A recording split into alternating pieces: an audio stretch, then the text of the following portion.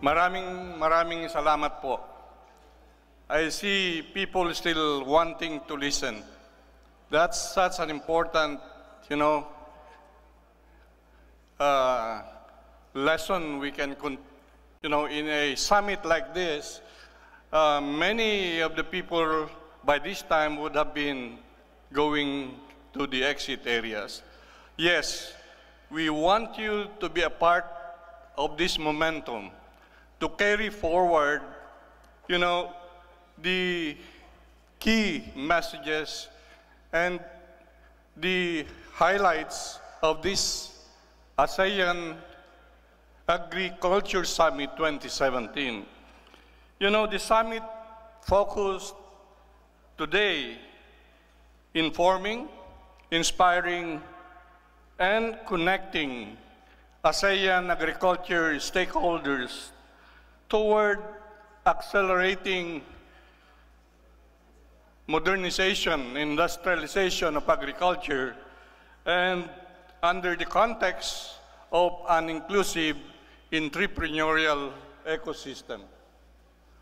So, ASEAN as a community is such a very strong regional hub for agribusiness. Agriculture has continues to play an important role in the ASEAN. Let me take this early and to congratulate the ASEAN Business Advisory Council Chairman for bringing us all together in this such an important event, the first time ever where almost 1,500 people are here listening from the various success stories from ASEAN. Can we give Joey Concepcion a big round of applause? So I was tasked to give you the highlights, okay? Highlights meaning it's a synthesis of what I heard, and maybe also ideas coming from the various participants and delegates during this one-day summit. So these are the facts. These are the facts that all of us, the stakeholders in agriculture and agribusiness, must have to imbibe, internalize, because this will have implications in crafting new policies, new legislative agenda, and many things so that an inclusive entrepreneurial ecosystem will be developed and institutionalized.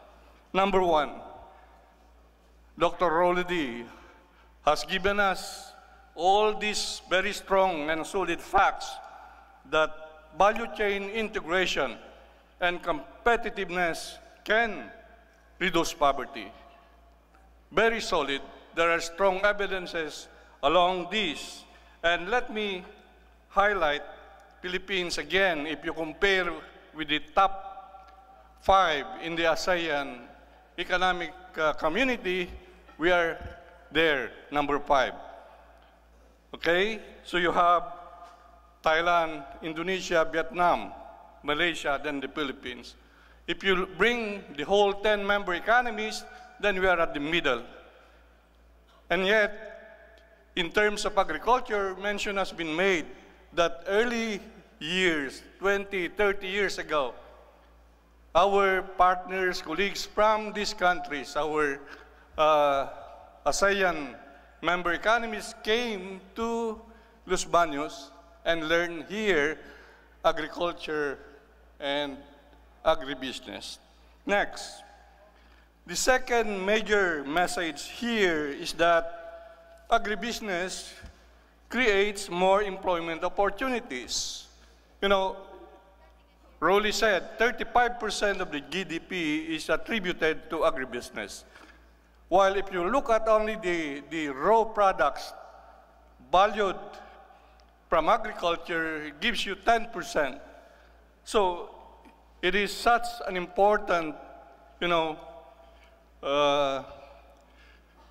way forward for us now to embrace inclusive agribusiness in government, in, of course, the private sector and the local governments particularly, that is there leading the pack in terms of ensuring food and economic security in the countryside. So 1/3 of the total workforce of this country is in agriculture, while almost 55% of the country's population is directly in,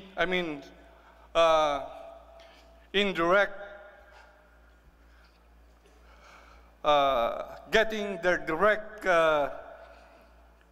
income from agriculture.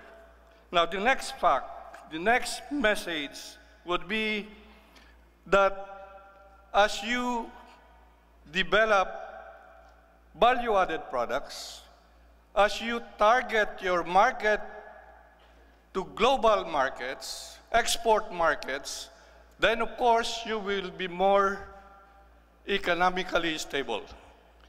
Take the case of, again, the top 5 here in the Asean countries. We are, again, the lowest, while we export 5 billion worth of agri-commodities or products, we import 11 million of these commodities. Well, so then what's the trade balance? Negative. Kakahiya.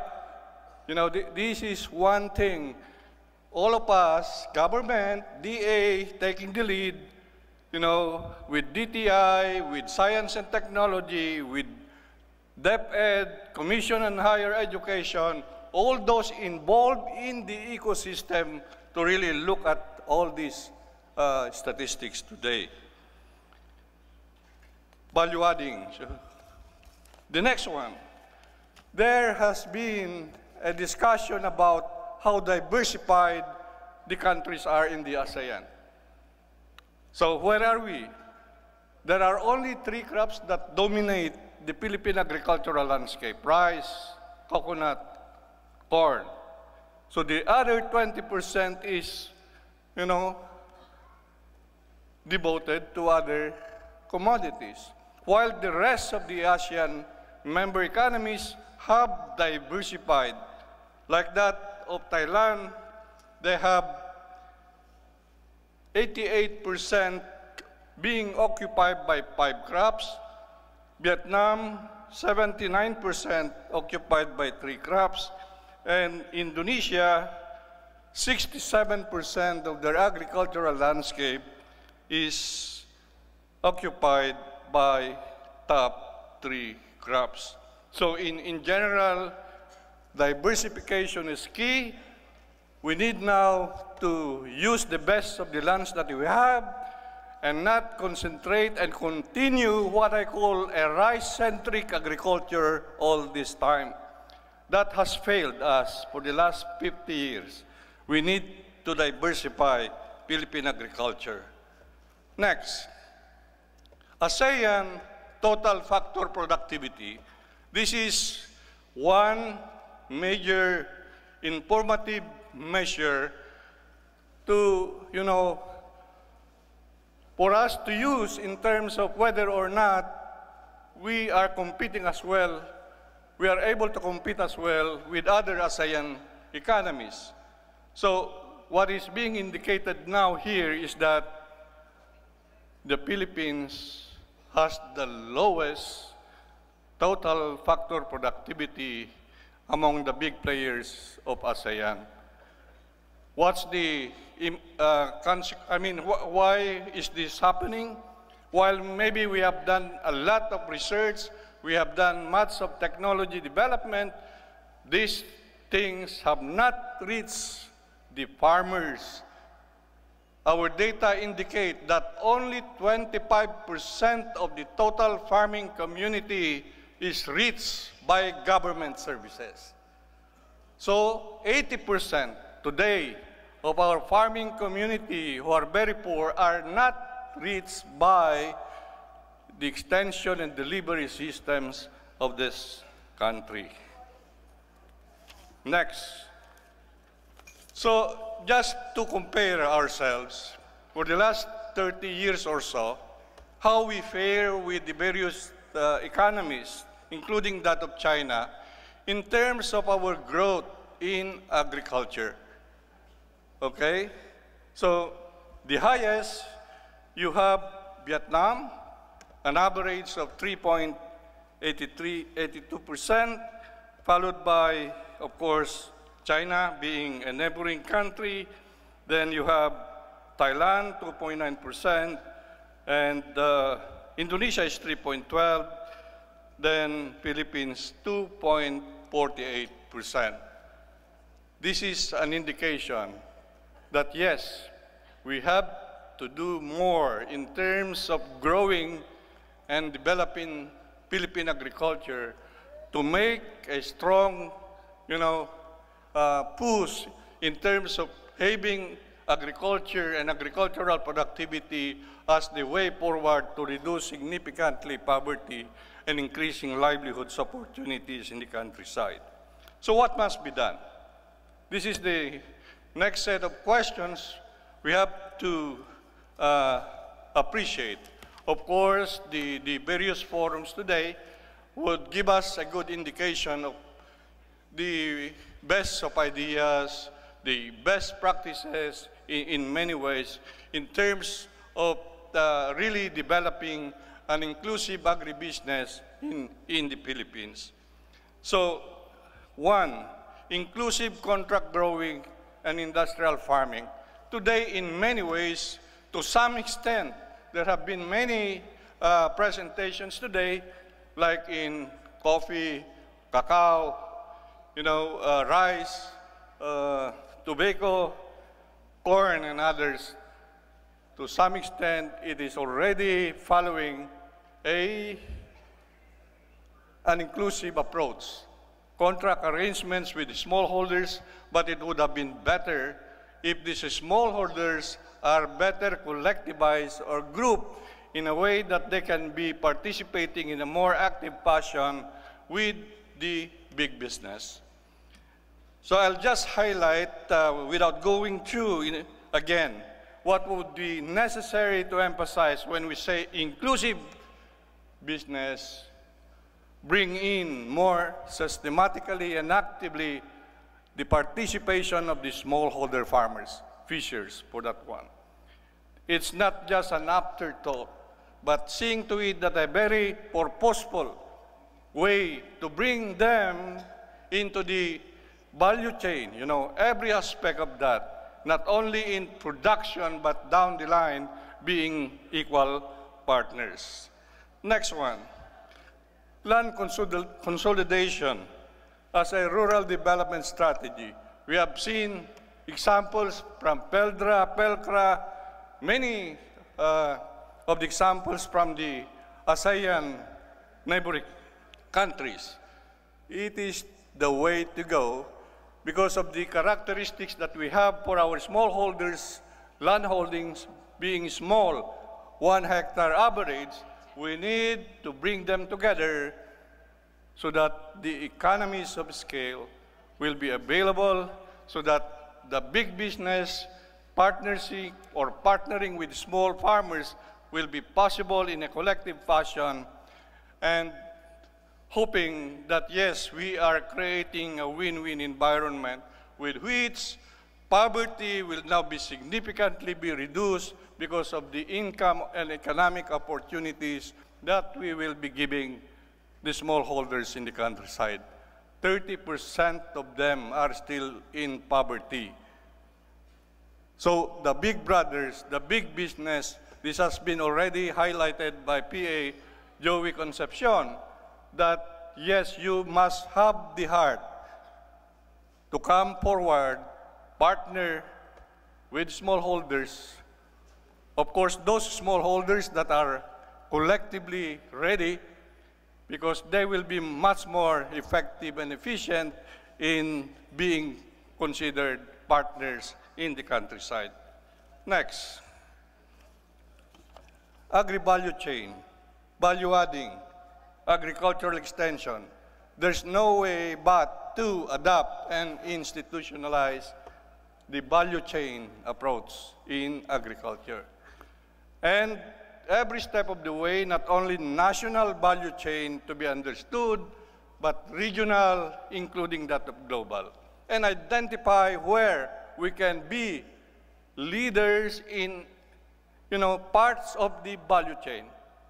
Like in cacao, coffee, there are other countries that are now in the lead, but seeing to it that we identify in that chain where Philippines can be very competitive in the end.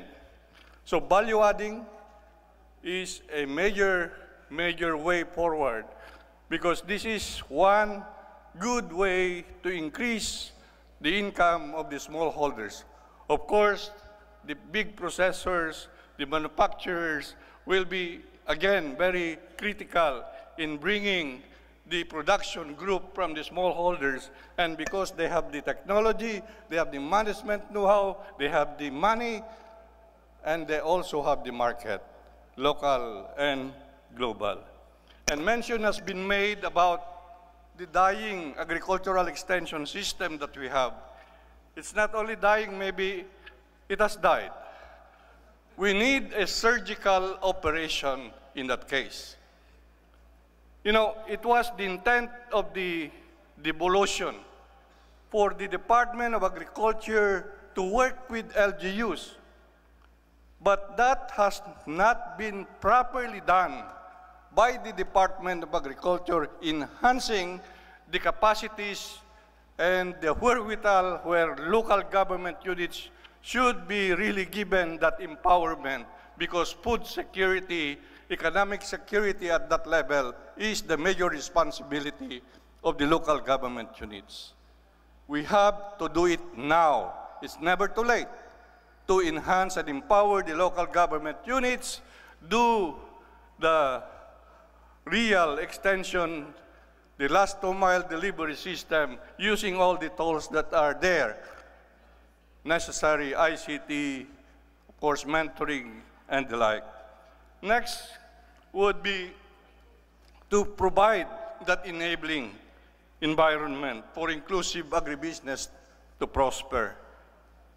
Congressman Art Yap has already enumerated a number of these measures, risk management measures, that will ensure that the smallholders, being part of that value chain, being part of that partnership between big business and smallholders, will be supported by weather indexed insurance system, warehousing receipt, I call that warranted system, the mentoring process that will be necessary, not only production or productivity, but the mentoring that we will have to have now is the intrapreneurial approach to developing agriculture.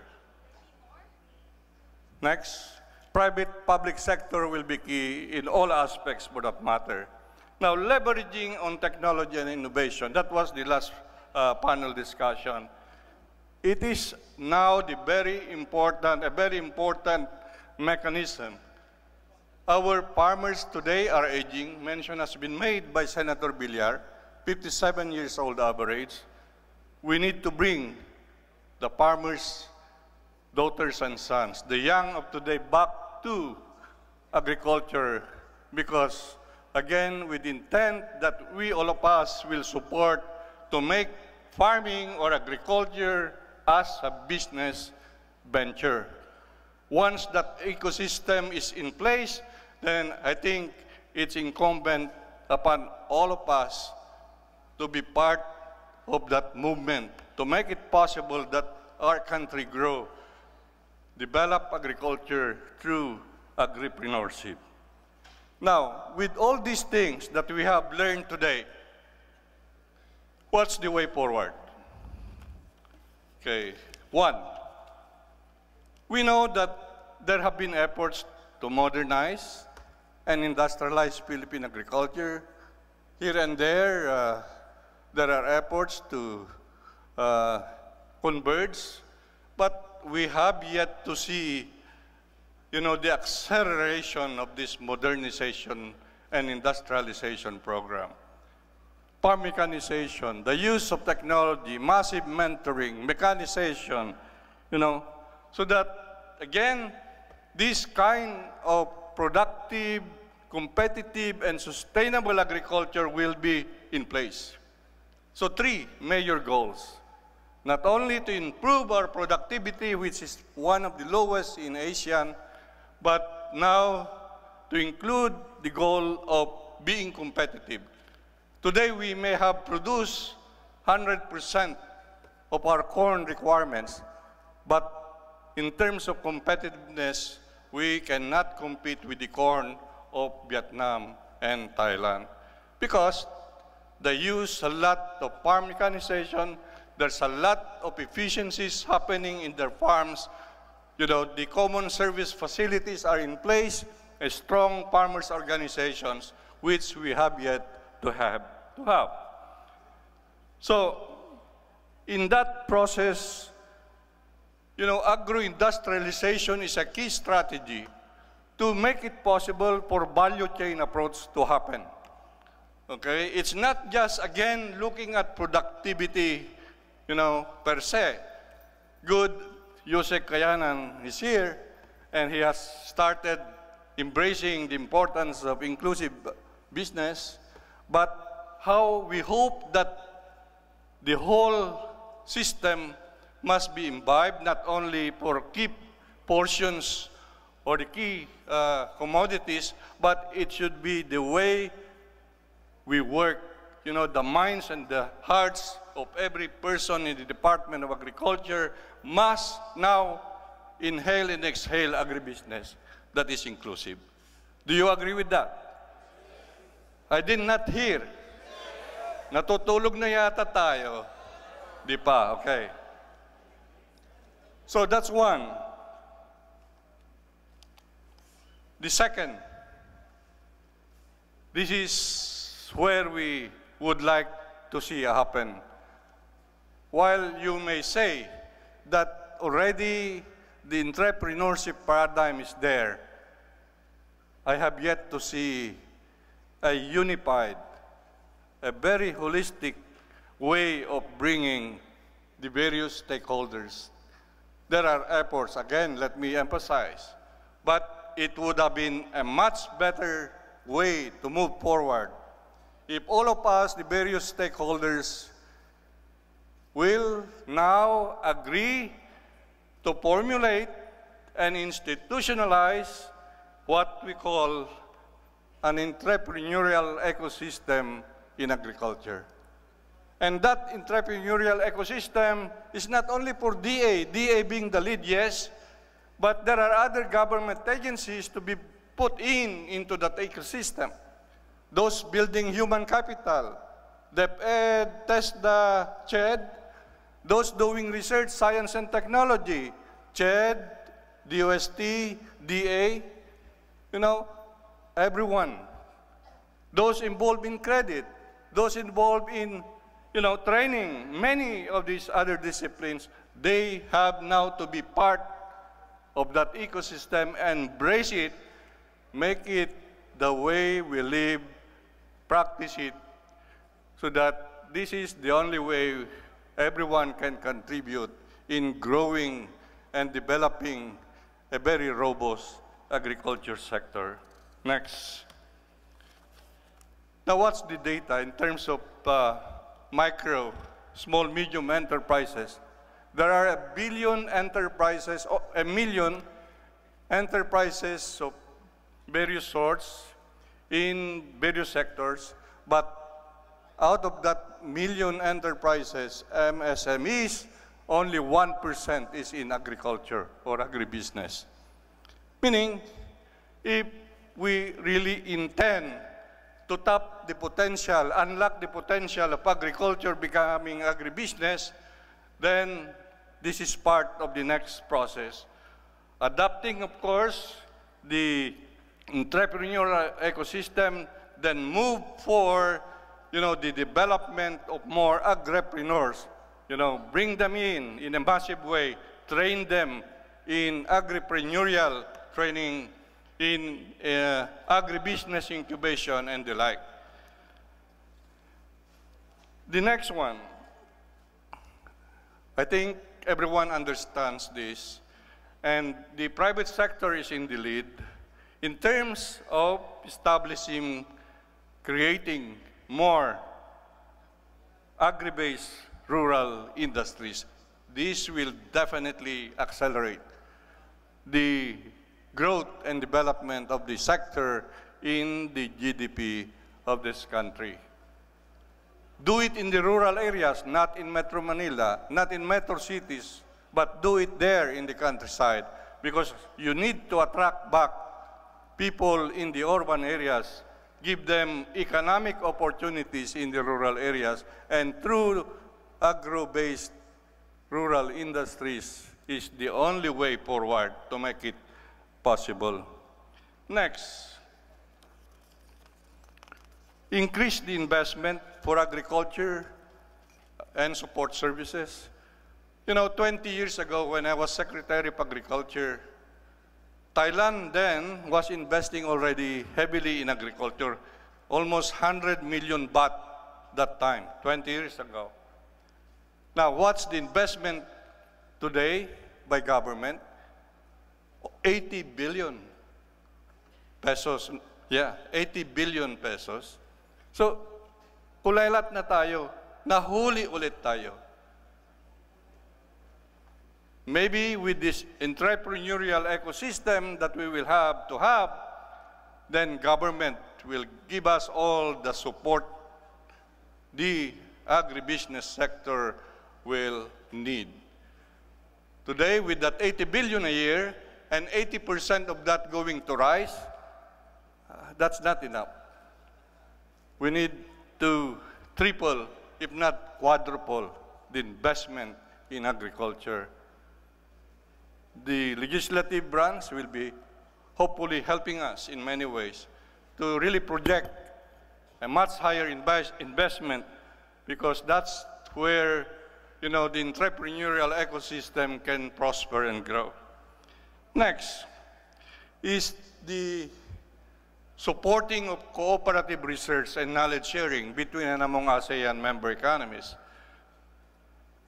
I think the momentum has been laid out by PA Joey Concepcion in terms of institutionalizing an entrepreneur mentors network in ASEAN, and hoping that the same can be extended in terms of doing research together. You know, if you bring the economy of ASEAN together with complementation and synergy and convergence, ASEAN agriculture, agribusiness will be a formidable, you know, group to contend with, playing an active role in the global economy. Next, improve the ease of doing business. This is again related for us to internalize, make it possible for micro, medium, small industries to prosper. The ease of doing business is still a major problem in the Philippines. And hoping that the next 1-2 years, with all this momentum, that will be possible to really give the entrepreneur, the agripreneur, the first priority in many ways. That's the only way to encourage and develop more agripreneurs in the end. Next, the harmonization of the non-tariff barriers in the ASEAN economy. There are many of these. These are the food safety issues. It's non-tariff, meaning tariff is properly handled, but not, of course, I understand. There is a more formal discussions, I understand, looking at the non-tariff barriers in the ASEAN economy. You know, as we are part of this ASEAN economic community, the free movement of goods, of course, to some extent, with some tariffs at 5%, but not for rice, which will be tariffied at the level of 35%. Thanks.